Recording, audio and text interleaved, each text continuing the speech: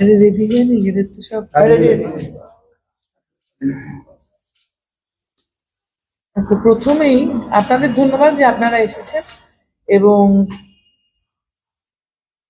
আপনাদের মাধ্যমে আমি ধন্যবাদ জানাতে চাই আমাদের মাননীয় মুখ্যমন্ত্রী মমতা বন্দ্যোপাধ্যায়কে। কালকের যে বাজেটটা পেশ করা হয়েছে পশ্চিমবাংলায় বিধানসভায়, সেটা প্রকৃত জনদরদি একটি বাজেট তাকে বলা যায়। আর তার 2-4 দিন আগেই আমি তো দিল্লি থেকে আসছি, সেখানে যে বাজেটটা পেশ করা হয়েছে সেটা মনে হয় যে ভারতবর্ষের যে গরিব প্রান্তিক মানুষ রয়েছেন, কৃষক রয়েছেন, মহিলা রয়েছেন, ছাত্র যুবক রয়েছেন, শ্রমজীবী মানুষ রয়েছেন, তাদেরকে সম্পূর্ণভাবে বাদ দিয়ে কেন্দ্রীয় সরকার একটা বাজেট পেশ করেছে দিল্লিতে। আর কালকের বাজেটটা আপনি দেখবেন যে সম্পূর্ণভাবে মানুষের স্বার্থে, মানুষকে সাথে নিয়ে যে রাজ্যের উন্নয়ন করা সম্ভব এবং সেই প্রচেষ্টা হচ্ছে, সেটাই আমরা প্রত্যক্ষ করলাম বাজেটে। অর্থনীতির দিক দিয়ে ভাবতে গেলে যদি প্রান্তিক মানুষের হাতে অর্থ থাকে, তার ক্রয় ক্ষমতা বাড়ে, তাহলে পরে কিন্তু বাজারে যে সম্পূর্ণ অর্থনীতিটাই চাঙা হয়ে যায়। এটা অর্থনীতির কথা। এবং সেটা মনে করে তিনি প্রথম কথা তো মহিলাদের পাশে দাঁড়িয়েছেন আজকে বহুদিন।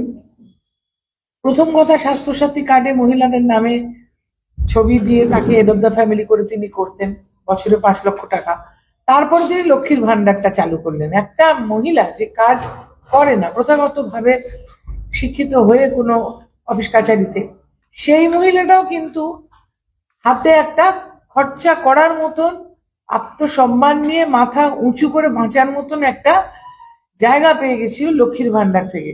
সেই লক্ষ্মীর ভান্ডারের বরাদ্দ তিনি বৃদ্ধি করেছেন এবং যেগুলো বিভিন্ন পরিবারে যারা পিছিয়ে থাকা এসসি এসটি ওবিসি, সেই পরিবারগুলোকে আরো সামনে টেনে আনার জন্য, তাদের জীবনের মানোন্নয়ন ঘটাবার জন্য, তাদের ক্রয় ক্ষমতা বাড়াবার জন্য সেখানে কিন্তু আরো বেশি টাকা দিয়েছেন।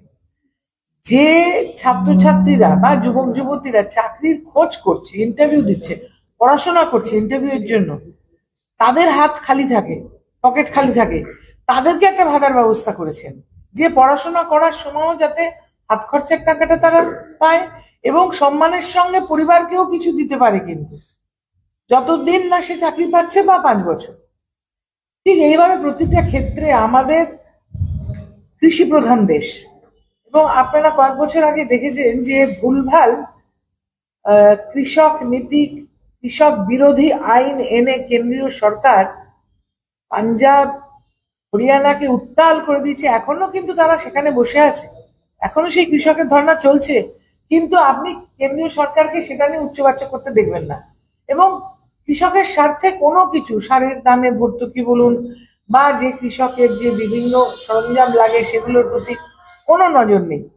কিন্তু পশ্চিমবাংলার বাজেটে মাননীয় মুখ্যমন্ত্রী মমতা বন্দ্যোপাধ্যায়ের নির্দেশে এবং তার চিন্তা ভাবনায় তিনি যেভাবে কৃষকের পাশে দাঁড়িয়েছেন, ক্ষেত মজুরের পাশে দাঁড়িয়েছেন, ভূমিহীন কৃষকের পাশে দাঁড়িয়েছেন, এটা অনবদ্য।